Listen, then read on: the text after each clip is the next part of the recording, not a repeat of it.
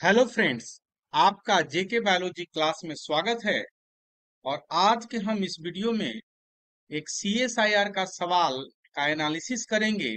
और हम पाएंगे कि सवाल में काफी त्रुटियां हैं। अगर आप जेनेटिक्स की चीजों को समझते हैं तो अगर आप ये वीडियो देखेंगे तो काफी अच्छा लगेगा और आपको रियलाइज होगा कि कितने स्तर पर त्रुटि है। और अगर हम सरल भाषा में कहें तो क्वेश्चन में मिस्टेक है या अनकंप्लीट है, दोनों बातें हम कह सकते हैं। ठीक है। अगर आप हमारी बात से सहमत नहीं होंगे तो आप कमेंट में लिख सकते हैं, हम आपकी प्रशंसा करेंगे। तो आइए पहले इसको देखते हैं और समझते हैं बिना देर किए हुए। तो सवाल क्या है? यह सवाल जून 2017 में पूछा गया है और क्या कहता है कि एक रिसेसिव डिजीज है जो express only in individual of blood group A, not in the blood group A B या ए बी।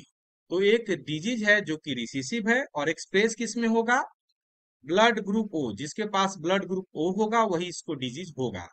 और रिसेसिव डिजीज भी होना चाहिए।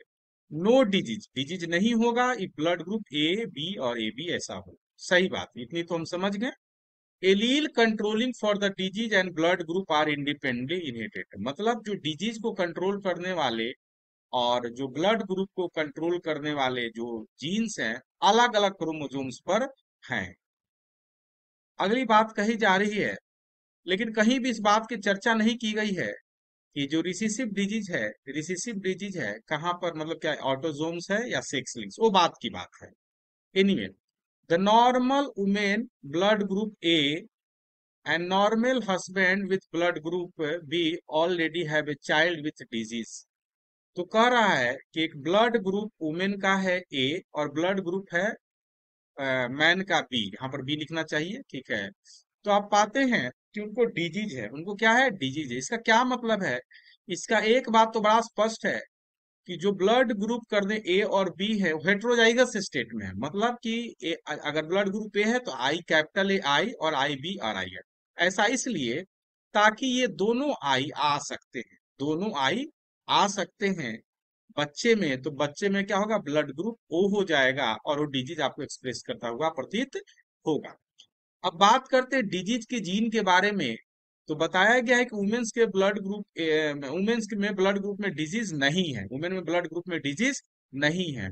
कहीं ये बात की मेंशन नहीं की गई है कि उसको होमोजाइगस में लेना है या हेट्रोजाइगस स्टेट में डिजीज को, जीन को लेना है। अगर आप बात से सहमत हैं तो आप कमेंट बॉक्स में लिख सकते हैं। आप अपने से जम्पशन नहीं कर सकते हैं कि भैया वुमेन को हमको होमोजाइगस लेना है या वुमेन को हेट्रोजाइगस लेना है। हम यहाँ दोनों परिस्थितियों को लेके देखेंगे।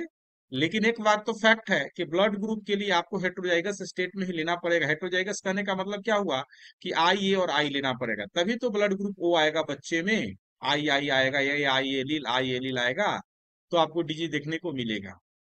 तो ब्लड ग्रुप जो डिजीज के जीन दोनों हो सकते हैं। तो अब अगला सवाल पूछ रहा है कि दूसरे बार अगर बच्चा होगा तो कितनी चांसेस है कि उसको डिजीज होगा। सही है। तो अगर हम मान के चलते हैं, हम क्या जीनोटाइप सेलेक्ट करें? ठीक है, अगर मान लीजिए पहली स्थिति को सेलेक्ट करते हैं कि वुमेन्स और मैन, यहाँ ब्लड ग्रुप हमको बी लिखना चाहिए था। तो उस परिस्थिति में अगर दोनों डिजीज के जीन होमोजाइगस है और दोनों डिजीज के जो दोनों में होमोजाइगस है, तो इस तरीके से इसकी प्रोबेबिलिटी कितनी होगी? आई के आने की प्रोबेबिलिटी सन में हाफ और आई के आने की प्रोबेबिलिटी हाफ, और हाफ हाफ में गुना कर दें तो अल्टीमेटली आपको क्या मिलेगा? 1/4 डिजीज होने की पॉसिबिलिटी है पहली चीज। तो 1/4 इसका आंसर हो गया।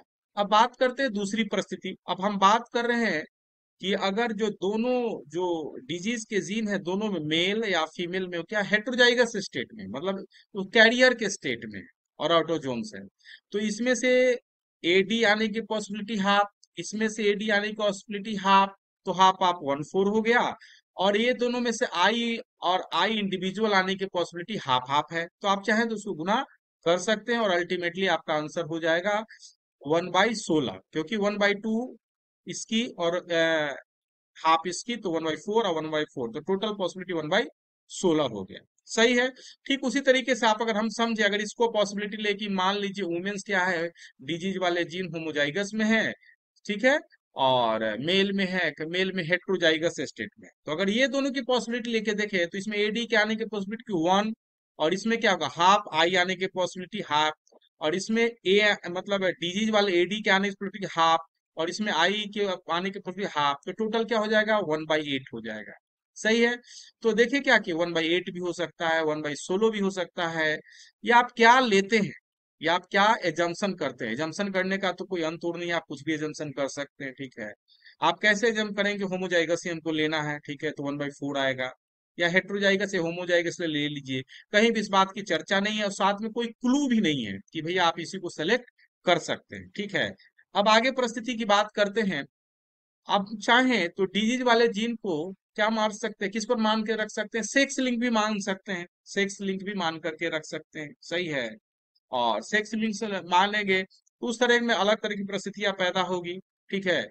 तो आप उसको कैलकुलेट करके देख सकते हैं। आपके लिए एक सवाल दे रहे हैं कि अगर ऐसा डिजीज स्टेट है, अगर ऐसा डिजीज स्टेट है, और ये नीचे में ऐसी डिजीज स्टेट है XDYIPI है, और XDXDIAI है, तो आपको बताना है कि कितना होगा, कितना पॉसिबिलिटी होगा, प्रोबेबिलिटी होगा, जो सेकंड चाइल्ड क्या होगा आपका डिजीज से कंटिन्यू।